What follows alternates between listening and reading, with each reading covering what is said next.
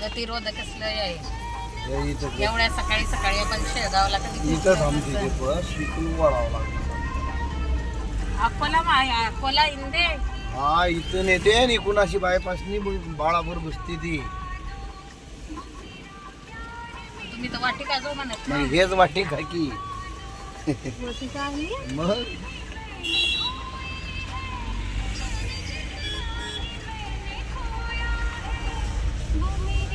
इथं पुढे लावू.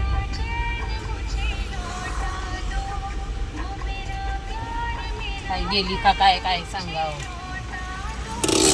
सकाळी 7:30ला घराच्या बाहेर पडलो. आज आपल्याला गजानन महाराजांचे दर्शनसुद्धा घ्यायचे होते आणि आपलं एक पार्सल येणार होतं. त्या पार्सल यायला वेळ होता, त्यामुळे महाराजांचे दर्शन घ्यायला पहिले आलो.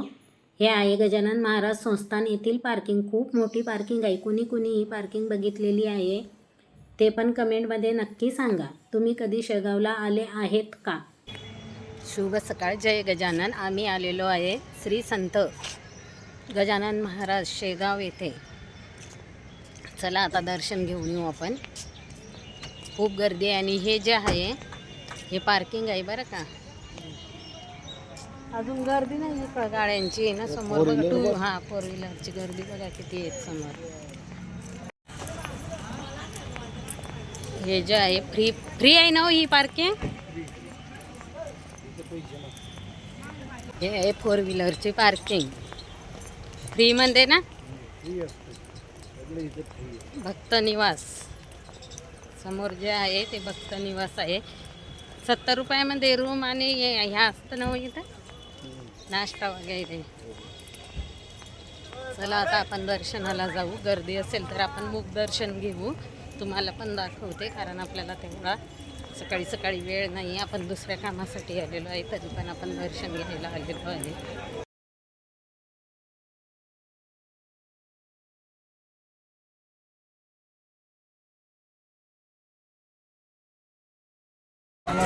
चला दर्शन करून आम्ही आलेलो आहे. आता कुंकू घेते. हो द्या. कमी नाही का नाही.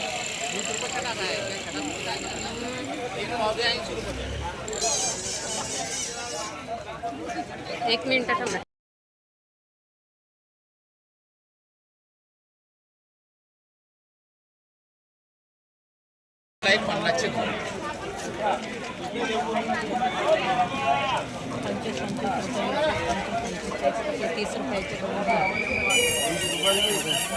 कोणत्याही देवस्थानावर जर आपण गेलो तर प्रत्येक देवस्थानावर खूप गर्दी असते. तसेच इथं सुद्धा होती. हळदी कुंकू अष्टगंध बुक्का महादेवांना लावण्यासाठी भस्म सर्व काही इथं मिळत होते, पण खूप महाग होतं. त्यामुळे मी फक्त बघत होते कारण मला काही घ्यायचं सुद्धा नव्हतं. पण किमती आपल्याला माहिती पाहिजे त्यामुळे मी विचारत होते. मला घ्यायचं होतं हळदी कुंकू आणि देवांसाठी वस्त्र. म्हणजे आपला जो आपल्या देवघरामध्ये जे स्वामी महाराज आहे बाळकृष्ण आहे त्यांना मला वस्त्र घ्यायचे होते. एवढी शॉपिंग कुंकू आणि अष्टगंध काय घेतलं आपण चंदन. गर्दी बघा किती आहे. आतमध्ये शूट घेऊ देत नाही त्यामुळे आतमध्ये नाही घेतले. बाहेर खूप गर्दी आहे.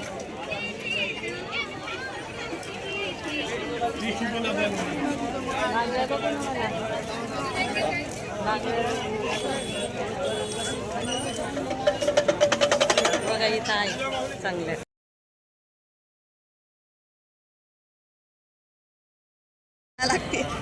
मी घेतलेलं आहे इथं स्वामींसाठी वस्त्र खूप छान मिळाले आणि देवांना हार पण घेतलेले आहे तुमच्या दादांनी. बघा या मावशीकडून.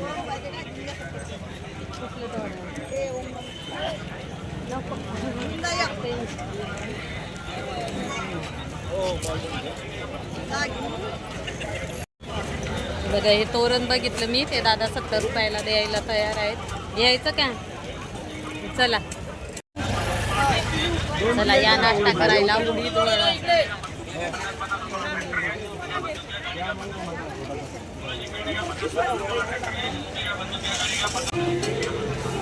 वडा सांबारचा आमचा नाश्ता झालेला आहे. आता जातो. आमचं जे पार्सल येणार आहे तिथं जायचं आहे. दर्शन वगैरे सर्व झालेलं आहे. आमचं चला हे घ्या. शंभरची नोट दे त्याला. 100 रुपयाला 50 रुपयाला एक प्लेट. खूप छान रूम मिळतात इथं.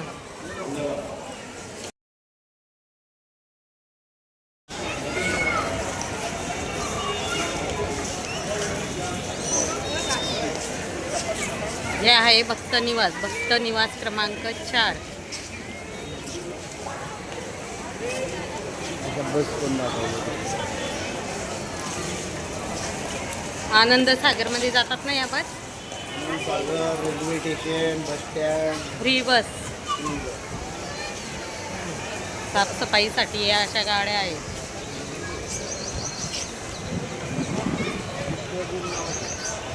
नाश्त्याची पण सोय आहे इथं. कॅन्टीनमध्ये नाश्ता पण मिळतो इथं. खूप छान नाश्ता पण असतो. पण आम्ही बाहेरच केलेला आहे का तर आम्ही इथं रूम नाही केलेली. आमचं गाव जवळच आहे त्यामुळे खूप लांबून जर आलं तर बरेच लोक इथं रूम करतात.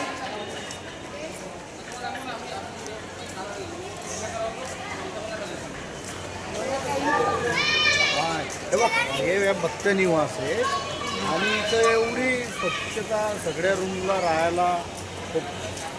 गेल्या वेळेस आपण इकडच्या रूम मध्ये हा, room आहे इथं. या आता इकडच्या मला वाटतं. या नाश्ता पण छान होता. आम्ही गेल्या वेळेस म्हणजे वर्ष झालं असं त्यावेळेस रूम केलेली होती. इडली आणि सांबर. इथं समोर जे आहे कुंपण घेऊन नाश्ता. एक कुपन घ्यायचं आणि फ्रीमध्ये नाश्ता करायचा. रूम केलेली असेल तर त्यांच्यासाठी. चला की इथूनच चाललं जवळ. येताना आम्ही इकडनं आलो होतो भुईघरातून. जाताना आता डायरेक्ट चाललेलो आहे.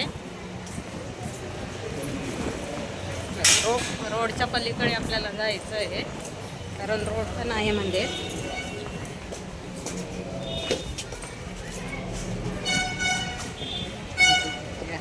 समोर जे आहे ते पार्किंग आहे. तिथं आपला टेम्पो लावलेला आहे. हा असा रोड आहे. रोडच्या खालून जे आहे ते भुईघर आहे. तिथून आपण जाताना गेलेलो होतो.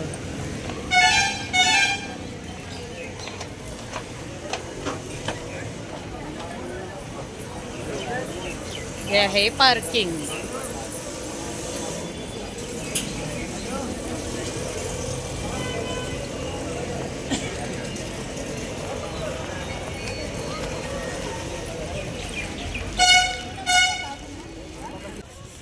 गजानन महाराज संस्थान शेगाव सारखी सोय आपल्या महाराष्ट्रामध्ये कुठेच नाही. पंढरपूरला सुद्धा अशी सोय नाही. एवढी स्वच्छता आणि शांतता या ठिकाणी आहे.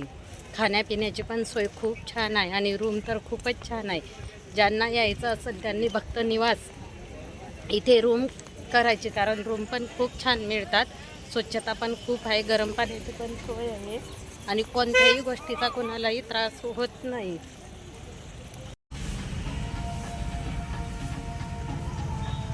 कपाळावरती ते सोकलं त्यामुळं खूप असं ओढून धरल्यासारखं होत आहे म्हणून मी ते लगेच काढून टाकलं. तुमचे दादा आहेत बाहेर बस स्टॉपला. कुठलं हे म्हणतात त्याला मला पण नाव माहिती आहे मला पण माझ्या काही तोंडात येत नाही आहे. कारंजा काहीतरीच आहे बघा. तिथं आम्ही थांबलेलो आहे का तर आपली जी 2 व्हीलर आहे त्या 2 व्हीलरसाठी एक पार्ट कमी पडला. त्यासाठी पुण्यावरून तो पार्ट बोलवलेला आहे ट्रॅव्हल्समध्ये आणि नेमक्या ट्रॅव्हल्स खूप लेट झालेले आहे. माहिती नाही का ते. जवळजवळ आता 10:30 वाजलेले आहे. 8 वाजता जी गाडी येणारी होती ती अजून नाही आलेली. त्या ड्रायव्हरला फोन केला तर तो म्हणाला रोड खूप जाम झालेला आहे त्यामुळे वेळ लागला. आता पूर्ण लक्झऱ्या येत आहे. बघू आता अजून किती वेळ लागतो ते. दर्शन घेऊन तर आम्ही आलेलो आहे.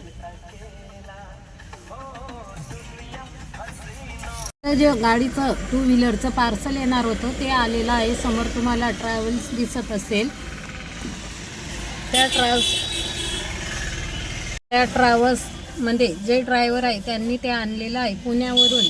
यांच्या मित्राने ते दिलेलं आहे. ज्या शॉपमध्ये आपण टू व्हीलरचं सामान घेतलेलं होतं त्या शॉपवाल्याला कॉल करून यांनी सांगितलेलं होतं आणि यांचे जे मित्र आहेत ते तिथं गेले, म्हणजे आमच्या गावातलेच आहे ते लोहाऱ्यातले, ते सुद्धा पुण्यालाच राहतात. असं 2 वेळा तिचं सामान आणलेलं आहे. पहिलं पण म्हणजे सामान आणलेलं होतं का तर ते आमच्या गावामध्ये मिळत नाही, म्हणजे शेगावमध्ये पण मिळालं नाही, खामगावमध्ये सुद्धा ते मिळालेलं नाही, त्यामुळे ते पुण्यावरून मागवलेलं आहे. त्यासाठी टू व्हीलरचं जे काम आहे ते अपूर्ण राहिलेलं आहे.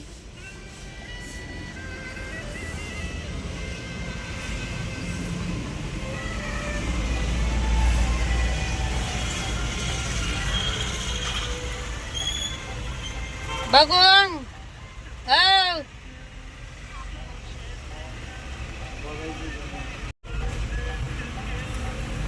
बघा एवढ्या याच्यासाठी राहिलेलं होतं ते, किती छोटी वस्तू आहे.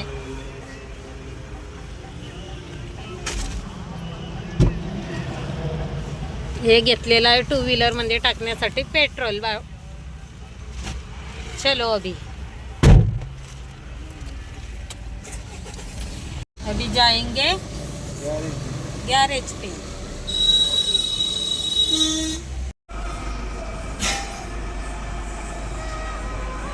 इथं दिलेला आहे गाडीचा जो पार्ट आणलेला आहे तो. समोर तुम्हाला गॅरेज दिसत असेल. इथं आपली गाडी टाकलेली आहे. चला आपली पुण्याला जायची पॅकिंग झालेली आहे. शेगावलाच बराच वेळ लागला. शेगाववरून आले, त्यानंतर जेवण केलं. रात्रीचा स्वयंपाक शिल्लक होता तोच खाल्ला. येताना कचोऱ्या घेऊन आलेलो होतो. हे बघा बॅगा पण पॅकिंग झालेली आहे. जेवढं काही आपलं ठेवून द्यायचं सामान होतं ते सर्व ठेवून दिलेलं आहे.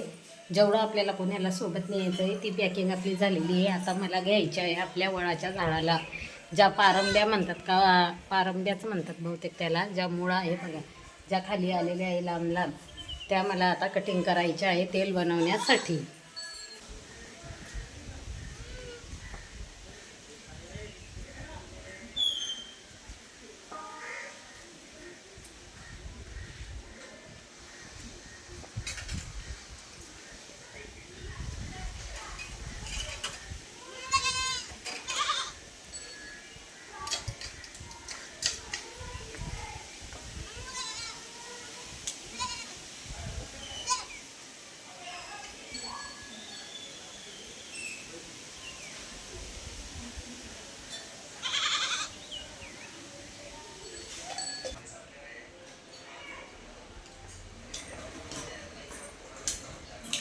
आता मी पारंब्या आणलेल्या आहे. आता मी छोटे छोटे जे फुलं येतात ते पण घेऊन येते, त्याच्यावर फांद्या कात्रीने तोडून आणलेल्या आहे. आपल्या दारामध्ये ज्या लावलेल्या आहेत त्याला पण छान फुलं येत आहेत. हे बघा आता मी लावणार आहे बादलीमध्ये. हे माझ्या चुलत जावेचं घर आहे, बांधकाम चाललेलं आहे त्यांचं अजून, आणि हे आपलं घर.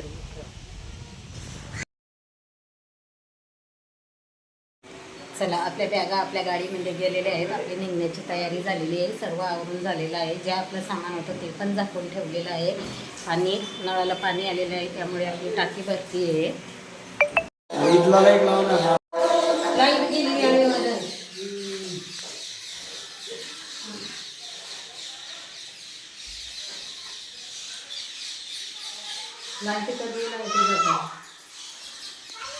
बघा लाईट गेलेली आहे. चला आता आम्ही निघालो. लॉक पण लावलेला आहे. खामगाव आहे. खामगावमध्ये आम्ही फळं घेतो आहे. केळी घेतलेली आहे, सौरभ नारळ पाणी घेतो आहे. चुको बघ तरी वाढणे थांबव.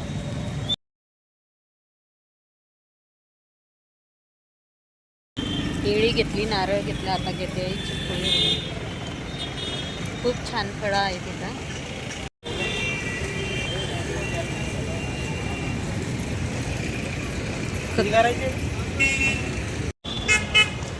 आपण घेतलेले आहेत फळं. दादा खाल्लेले आहेत पुढं.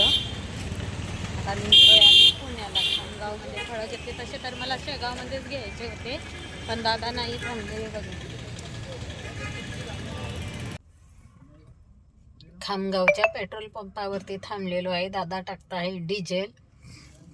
सकाळपर्यंत आपण पुण्याला पोहोचणार आहे. तसं तर आपल्याला दुपारीच निघायचं होतं, पण आपल्या ज्या गाडीचं काम करायचं होतं, सकाळी जो पार्ट आणलेला होता तो पार्ट घेऊन टू व्हीलरचं काम करून घेतलं. त्यामुळे आपल्याला उशीर झालेला आहे आणि घरातला आवराआवरी यात पण खूप वेळ गेला. 7ला आपण निघालेलो आहे. कसा वाटला ताईंनो आजचा ब्लॉग? लाईक करा, शेअर करा, कमेंट करा आणि चॅनलला सबस्क्राईब पण करा. पूर्ण व्हिडिओ पाहिला त्याबद्दल सर्वांचे मनापासून धन्यवाद.